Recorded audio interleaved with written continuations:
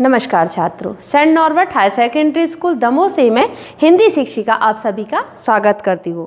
आज मैं आपके लिए कक्षा 5वीं का विषय हिंदी व्याकरण का पाठ 13 शब्द भंडार लेकर आई हूँ।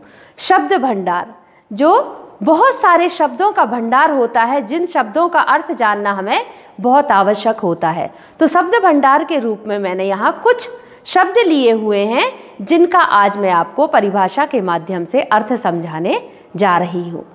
नंबर 1 पे मैंने लिया है पर्यायवाची, विलोम शब्द, वाक्यांशों के लिए एक शब्द, अनेकार्थक शब्द और समरूपी भिन्नार्थक शब्द। सबसे पहले हम देखते हैं पर्यायवाची शब्द। पर्यायवाची शब्द किसे कहते हैं?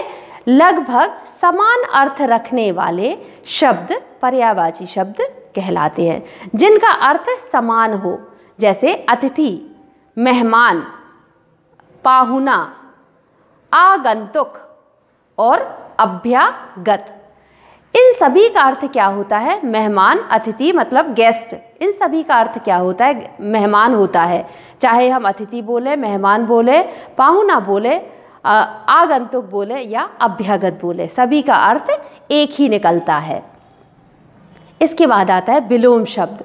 जो शब्द एक दूसरे से विपरीत अर्थ बताएं वे विलोम शब्द कहलाते हैं। विलोम का अर्थ होता है उल्टा अर्थ बताना, जैसे अंधेरा, अंधेरे का उल्टा क्या होता है? उजाला। अनिवार्य, अनिवार्य का अर्थ होता है ऐच्छिक, अनिवार्य का अर्थ होता है ऐच्छिक, अपना, पराया। ये क्या है? विलोम शब्द हैं। इसके बाद आता है वाक्यांशों के लिए एक शब्द। वाक्यांशों के लिए एक शब्द प्रयोग करने से भाषा संक्षिप्त और सुंदर बन जाती है। जब हम बहुत कुछ ना बोल के किसी वाक्य का एक शब्द में अर्थ समझा देते हैं तो हमें लिखना और समझना भी आसान हो जाता है। लिखने में समय बचत होती है और समझने में हमको जल्दी समझ में आ जाता है। इसीलिए वाक्यांशों के लिए एक शब्द का प्रयोग किया जाता है। तो वाक्यांशों के लिए एक शब्द का प्रयोग करने से भाषा क्या हो जाती है? संक्षिप्त और सुंदर बन जाती है। जैसे कैसे प्रयोग करते हैं? जैसे हम बोलते हैं जो लकड़ी का काम करता है। अब हम इतना बड़ा वाक्य का प्रयोग ना करके उसके जगह बोलते हैं बढ़ई। जो लकड़ी का काम करता है वो कौन होता है? बढ़ई। जो अभिनय करे, जो अभिनय करे मतलब अभिनेता। तो यदि हम इतना बड़ा वाक्य का प्रयोग न करके यदि हम बड़े वर्ड इस्तेमाल करते हैं या अभिनेता शब्द इस्तेमाल करते हैं तो ये हमको पूर्ण अर्थ प्रदान करता है। अब इसके बाद आता है अनेकार्थक शब्द।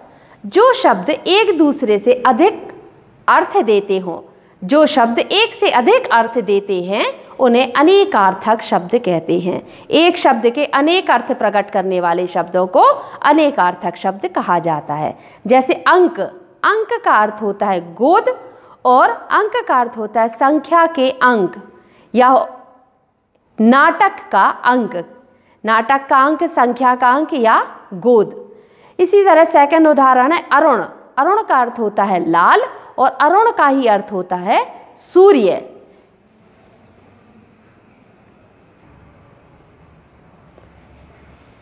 इसके बाद यहाँ पर समरूपी भिन्नार्थक शब्द। समरूपी जैसा कि नाम से ही समझ में आ रहा है कि जिन शब्दों का उच्चारण तो लगभग एक समान हो, समरूप हो, एक समान हो मतलब समरूप हो, परंतु अर्थ अलग अलग होते हों, वे समरूपी भिन्नार्थक शब्द कहलाते हैं। मतलब सुनने में तो समान लगे लेकिन उनका अर्थ अलग अलग निकले। जैसे अंदर, अंदर का अर्थ होता है भीतर, अंदर का अर्थ होता है भीतर। और यहाँ है अंतर, अंतर का अर्थ होता है भेद या बीच में। अंतर है कहते हैं ना, अंतर है मतलब भेद भी है या बीच में। तो ये थे, ये आज मैंने आपको शब्द भंडार के अंतर्गत कुछ परिभाषाएं पढ़ाई हैं। अब होमवर्क में है कि परिभाषाएं कॉपी पर उदाहरण के साथ लिखकर याद करें। धन्यवाद।